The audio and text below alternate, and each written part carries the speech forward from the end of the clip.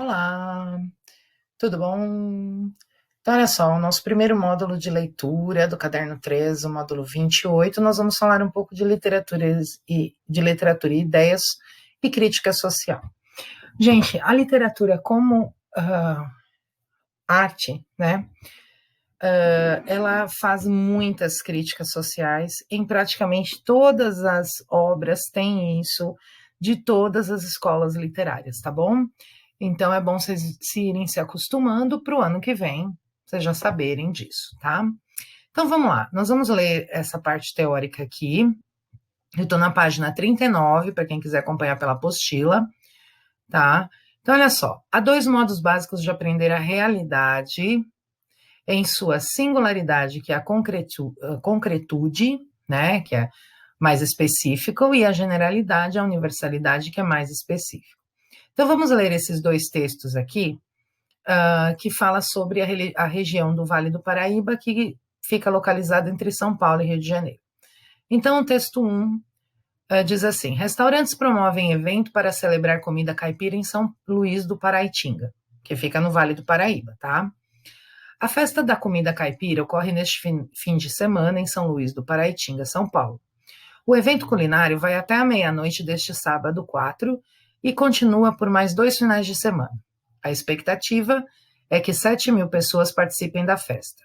7 restaurantes da cidade sairão de seus pontos comerciais tradicionais e estarão reunidos em estruturas montadas no mercado municipal para receber os visitantes. Durante a semana, as barracas fecham e voltam na próxima sexta 10, sábado 11 e domingo 12. Os pratos vendidos são típicos da roça, como o feijão tropeiro e o leitão pururuca.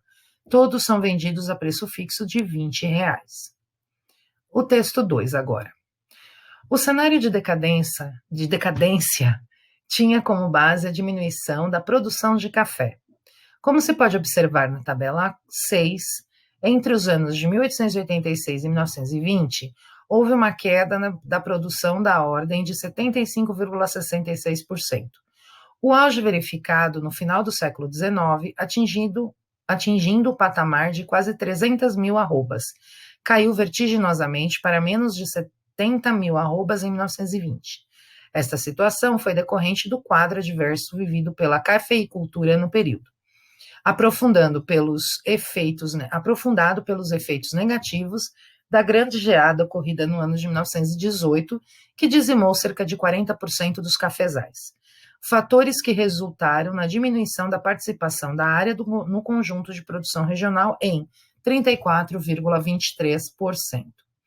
Então, olha só, esse texto aqui é uma notícia de jornal, tá? Então, ele vai entrar nesse de singularidade e concretude. Por quê? Porque ele está falando especificamente sobre uma festa específica de uma determinada cidade do Vale do Paraíba, tá? Agora, essa daqui, né, que é São Luís do Paraitinga, né? Agora, esse daqui é mais abrangente, a gente chega na universalidade. Por quê? Porque ele não está falando especificamente de alguma coisa só de determinada cidade, ele está falando de um estudo econômico sobre as cidades que compõem o Vale do Paraíba. Então, é uma coisa mais generalizada e essa daqui, esse texto é mais específico, ok? Então, é isso que vocês precisam entender a respeito desses dois textos. Tá? Agora, é muito importante a gente ler esse parágrafo aqui, ó.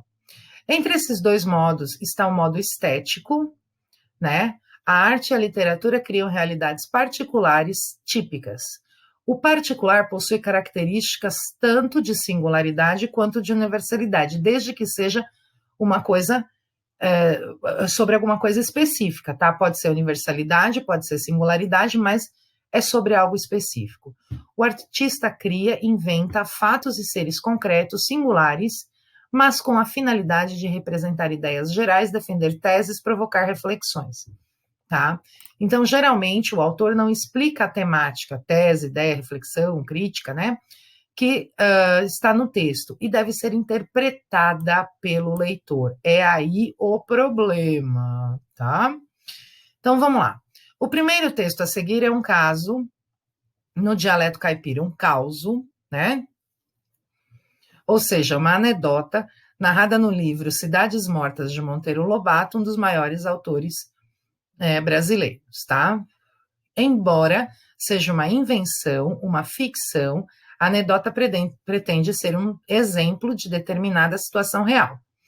É exemplaridade ou particularidade que faz a ligação entre os fatos singulares da experiência concreta, que nesse caso podem ser recuperados na biografia do autor ou na crônica histórica.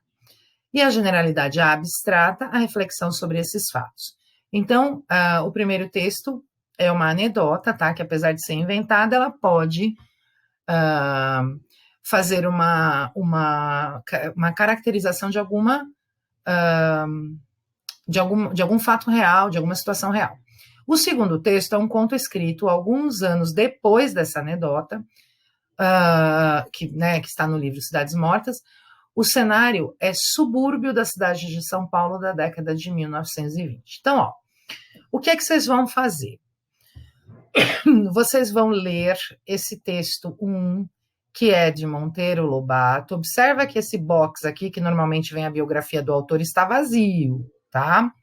E depois vocês vão ler esse texto 2, né? Apólogo Brasileiro Sem Véu de Alegoria, né? Ele é maiorzinho, tá bom?